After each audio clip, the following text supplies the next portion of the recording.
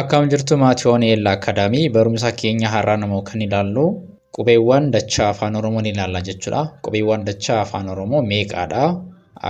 Qubee maalii fi maalii dhufanii qubee dachaa nu uumu akkasumas akkamitti dubbifamu akkamitti barreessuu dandeenya qubee dachaa akkamitti sagalee isaanii adda baasuu dandeenya kan jedhu ni ilaalla. Akkasumas fakkeenya jecha itti ijaarree qubee dachaadhaan jecha ijaaruudhaan fakkeenyaan ni ilaalla jechuudha.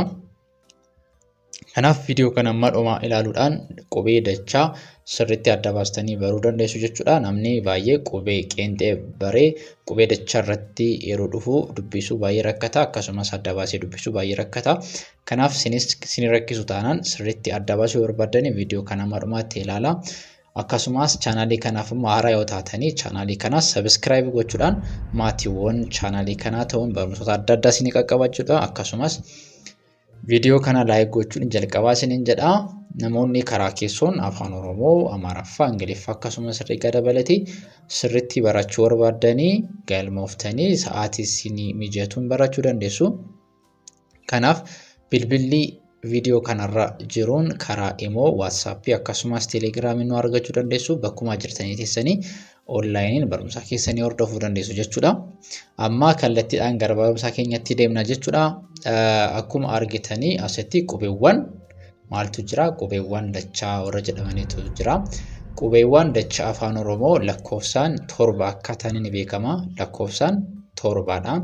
5 isaanii qubee afaan Oromoodha yookiin immoo sagalee afaan Oromoo qabu. 2 isaanii immoo qubee ergifannoodha. Kun immoo afaan biraarratti ergifatamanii kan dhufanidha yookaan Amaaraffaa irratti ta'uu danda'a. Jechoota Ingiliffaa irratti itti fayyadamnu sagaleewwan sana bakka bu'uuf ergifannee itti fayyadamnu qubee dachaa 2 jiru jechuudha. Garuu har'a hundi isaaniiyyuu 7 isaanii adda baasanii ni ilaalla jechuudha. Akkuma argitanii asii qubee qeenxeen afaan Oromoo 26 jira. Dachaan 7 waliigalaatti 33 ta'u. Kanaaf dachaa kan ta'u qubee qeenxeen afaan Oromoo qubee qeenxeen lamaan isaanii walitti dhufanii dachaa uumuu jechuudha. Qeenxeetu dachaa ta'a. Qeenxee lama dhaqee dachaa ta'a jechuudha. Inni sun yeroo dachaa ta'anii yeroo lama ta'anii dhufanii sagalee qubee lamaan isaanii qabatanii kan dhufanii ta'uu jechuudha. Kanaaf kana har'a sirriitti adda baasanii kan ilaallu ta'a jechuudha. Kanaaf jalqaba irratti akkuma argitanii qubee guguddaadhaan jiru sarara jalqaba irratti achitti immoo sarara lammaffaa irratti immoo qubee xixiqqaadhaan adda baastanii akka bartanii fi akka adda baastaniif qubee xiqqaa fi qubee guddaan ilaalaa deemna jechuudha. Akkuma argitanii jalqaba irratti asii caa jirti achi immoo haan jira. Qubee caa fi haa walitti dachaata. Caan qeenxeedha, haan qeenxeedha. Qeenxee lama walitti caa fi haa walitti sagalee chaa kan jedhu ni kenna jechuudha. Ittaanee kan jiru daa fi haadha. Qubee daa fi haa walitti dachaa yeroo ta'anii walitti eessayyuu taanaan yoomiyyuu taanaan akkasitti dhufuudhaanaan sagalee akkamii qabu? Afaan Oromoo keessatti dhaa jennee dubbisna. Asii qubee naa fi haa wal duukaa yeroo dhufanii akkasitti naa fi haa nyaa jenna. Asii paa fi haa qubee paa achi immoo haan jira walitti phaa jennee dubbisna jechuudha. Kanaaf fakkeenyaadhaan waan ilaalluuf booddee irratti sirriitti isin gala. Yeroo fakkeenyaadhaan yeroo dubbisnu garaagarummaa sana sirriitti hubattu jechuudha. Ittaanee asiin qubee xiqqaadha. Caa fi haa chaa, daa fi haa dhaa, naa fi haa immoo nyaa, paa fi haa immoo phaa jenna jechuudha. Phaa jenna. Ittaanee kan jiru maali? Saa fi haadha. Saa fi haa shaa jenna. Saa fi haa shaa. Taa fi isaa immoo tsaa. Zaa fi haa immoo zhaa jenna jechuudha. Zhaa jenna. Haala kanaaniin asis saa fi haa shaa, taa fi isaa tsaa, zaa fi haa zhaa jenna. Warri kun lamadha. Qubeen Ergifannoo yookiin immoo qubee ergifannoo, qubee dachaa ergifannoo ta'an warra kana lamadha. Ergifannoo jechuun jecha afaan Oromoo ta'ee quboota kanaan kan barreeffamu hin jiru jechuudha. Tsaan kan ka'u hin jiru, qubee afaan Oromoo ta'ee tsaan kan ka'u hin jiru, jecha afaan Oromoo ta'ee zhaadhaan kan ka'uun illee hin jiru jechuudha. Kanaafidha kan ergifannoo kan jedhaman. Kanaaf amma sirriitti hordofaa sagalee isaanii sirriitti qabannaa jechuudha. Chaa, chaa, dhaa, dhaa, nyaa, nyaa, phaa, phaa, shaa, shaa, tsaa, tsaa, zhaa, zhaa jenna. Warri kun lamaan baay'ee rakkisu sagaleen isaanii, maaliif afaan Oromoo keessatti yeroo baay'ee hin fayyadamnu waan ta'eef. Kanaaf tsaa, tsaa, zhaa, zhaa jenna jechuudha. Chaa, dhaa, nyaa, phaa, shaa, tsaa, zhaa. Kanaaf warra kanas sirriitti adda baastanii deddeebitanii dubbisuu dandeessu. Kanaaf amma immoo itti aansinee jecha wajjin fakkeenya wajjin ilaalaa deemna. Yeroo jecha itti ijaarre ilaallaa jechuudha. Kanaaf asii caa fi haa qofaatti qubee caadha, kun haadha.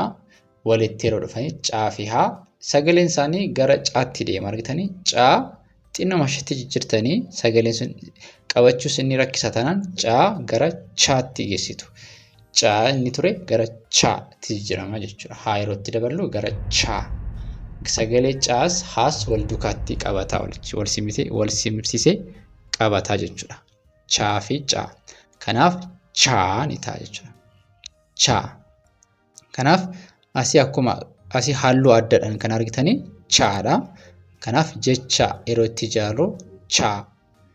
Jecha ijaaruuf immoo sagalee ta'uu qaba. Sagalee ta'uuf immoo qubee dubbachiistuu of biraa qabaachuu qaba. Kanaaf chaa jennee dubbisuuf a lama barbaada. Chaa asii phaa, chaa phaa walitti chaappaa jennee barreessuuf jalqaba irratti chaa qubee dachaa kana yoo hin qabaanne ta'e chaappaa jennee barreessuu hin dandeenyu jechuudha. Chaappaa, chaappaa. Itti aanee asii chaadha ammas daan jirti. Chaan gidduus dhumarrattis dhufuu danda'a qubee dachaa. Kanaaf da jira asii da. Asii immoo chaadha. Caa fi haa walitti chaa. Da, da, chaa. Da, chaa walitti dachaa. Dachaa. Amma deddeebi'ee kan dubbisaa jiru chaa kana akka sirriitti qabattanii fi caa fi haa chaa ta'uunsaa akka sirriitti adda baastaniifidha. Kanaaf isheen kun chaadha. Sirriitti adda baasaa qabadhaa. Itti aanee kan jiru asii daa fi haa maal jennee turre? Daa fi haa dhaa jenneerra. Dhaa jenneerra. Daa fi haa dhaa jennee turre. Kanaaf dhaa. Isheen kun sagalee adda halluu addaa kan qabdu kun dhaadha. Dhaa. As immoo sagalee gabaabaa fi sagalee dheeraa ta'e dhufeera. Asii dha jenna. Dha jenna. Asii immoo sagalee dheeraa dhaa jenna. Asumarallee sagalee adda baasuu danda'a. Dha, dhaa. Kanaaf dhadhaa ni ta'a jechuudha. Dha, dhaa, dhadhaa jennee yeroo dubbisnu barreessuu barbaanne dhadhaa qubee dachaa kana fayyadamuun dirqamadha. Dhadhaa ta'a jechuudha. Itti aanee kan jiru immoo dhadhaa ammas gabaatti immoo gaa. Chi gaa. Dhagaa. Kanaaf dhagaa ta'a jechuudha. Yeroo ammaa kan akkuma argitanii sagalee addaa kun halluu addaa kan qabu kun dhaa jennee dubbisnaa jechuudha. Dhaa sirriitti adda baasaa. Dhaa jennee dubbisna. Daa fi haa walitti dhaa jennee dubbisnaa jechuudha. Ittaanee kan jiru naa fi yaa. Naan, yaa, naan qeenxee qubee qeenxee tokkodha. Yaanis qubee qeenxee tokkodha. Garuu wal faana wal duukaa yoomiyyuu dhufanii bakka kamitti yoo dhufanii naaf yaa nyaa jennee dubbisna. Nyaa jennee dubbisna. Kanaaf nyaa jenna kana. Nyaa. Naaf yaa nyaa sagalee dheeraa qaba, alamaa qaba waan ta'eef nyaa asii taa. Nyaa taa. Walitti nyaataa. Nyaata taa jechuudha. Nyaata. Nyaata. Nyaata. Nyaata. Kanaaf nyaa jennee nyaataa jennee barreessuuf qubee naaf yaa qubee dachaa fayyadamuu qabna jechuudha. Asiis naaf yaa walitti nyaa jedhamee dubbifama. Yoomiyyuu nyaa jennee dubbisna. Nyaa asii ra. Nyaara. Walitti nyaara. Nyaara jennee dubbisuu dandeenya jechuudha. Ittaanee kan jiru maalidha?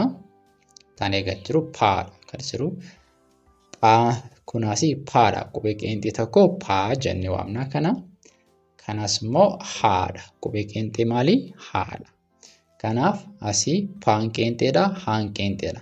Qofatti kun paadha, kun immoo haadha.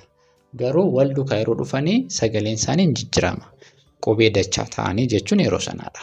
Kanaaf paa fi haa walitti phaa jenna jechuudha. Phaa jennee waamna.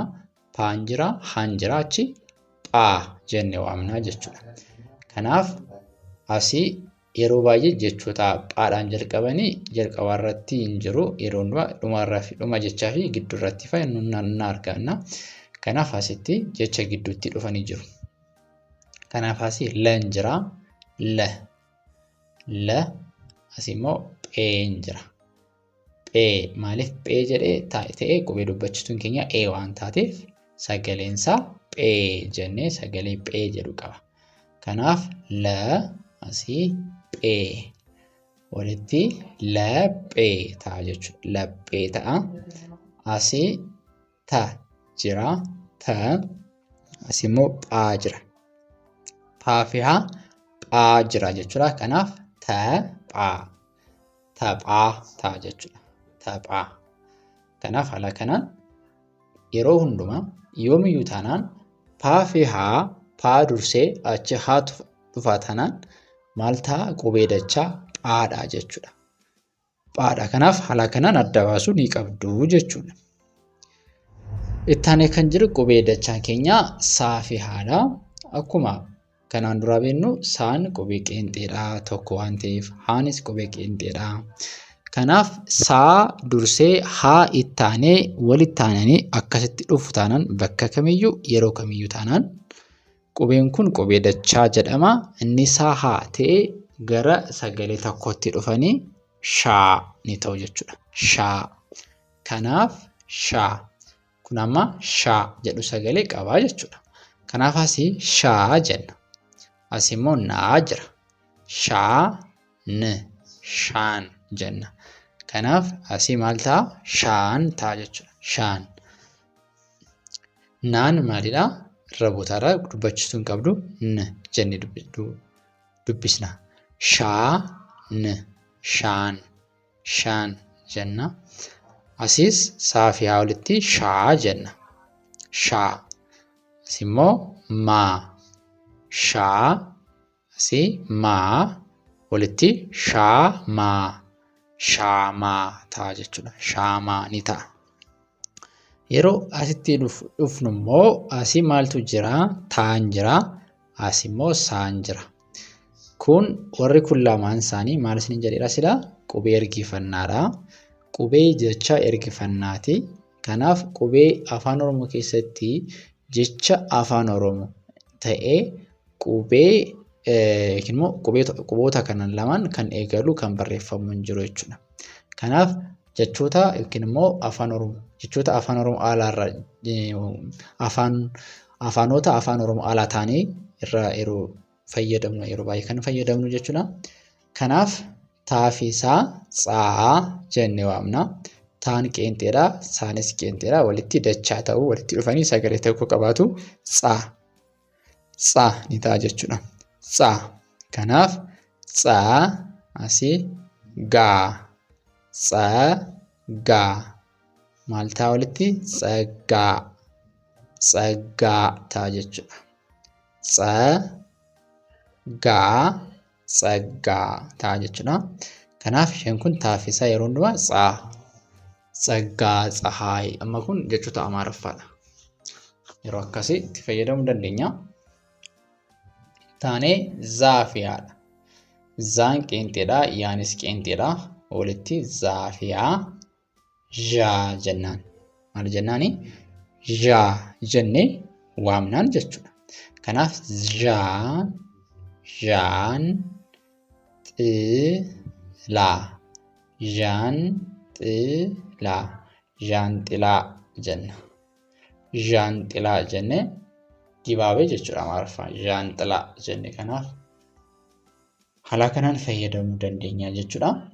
Kanaaf warri kun qubee dachaa maalidha? Qubee dachaa afaan Oromoo takka irra deebina. Chaa, dhaa, nyaa, phaa, shaa, tsaa, zha. Zha jenna jechuudha. Kanaaf haala kanaan sirriitti qayyabachuu dandeessu. Qubee dachaa adda baasuu dandeessu jechuudha. Kanaaf namoonni afaan Oromoos ta'e Amaaraffaa, Ingiliffaa sirriitti barachuu warra barbaadan bilbilli viidiyoo kanarratti argamuun karaa immoo waatsaappii akkasumas teelegiraamiin bilbiltanii bakkuma jirtanii teessanii barumsa keessan hordofuu barachuu dandeessu jechuudha. Yeroo gabaabaa keessatti dubbisaaf barreeffama ni beekuu dandeessu jechuudha. Kanaaf barumsi keenya irraa kanaaf akkaataa ture barumsa biraan amma walitti deebinu nagaan tura.